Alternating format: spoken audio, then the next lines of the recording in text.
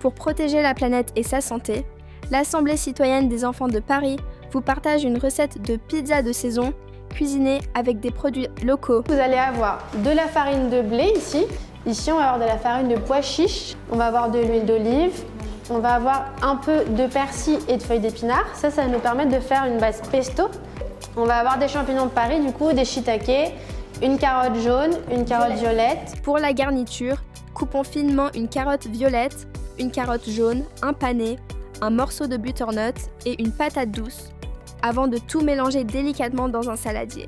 Pour réaliser la pesto, il faut nettoyer, effeuiller et ciseler les gerbes, fanes et légumes, feuilles dans un verre. Râper le parmesan.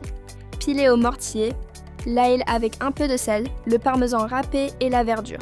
Arroser d'huile d'olive et piler avec un mouvement circulaire régulier pendant 5 à 15 minutes, jusqu'à obtenir une consistance crémeuse.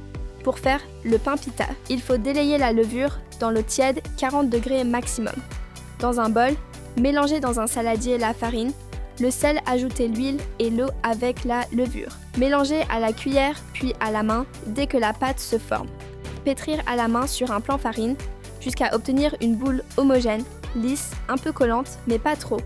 Couvrir et laisser lever dans un endroit tiède jusqu'à ce que la pâte ait doublé de volume. Étaler la pâte en un disque sur une plaque de cuisson. Disposer la garniture et enfourner à 220 degrés pour 10 à 15 minutes. Et voilà, notre recette de pizza pour protéger la planète et sa santé est prête.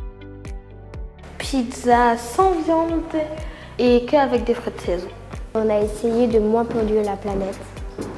En utilisant moins de viande, on aide un petit peu notre planète pour l'aider à survivre un peu au réchauffement climatique. On a choisi de travailler pendant 1 an sur le sujet de l'environnement.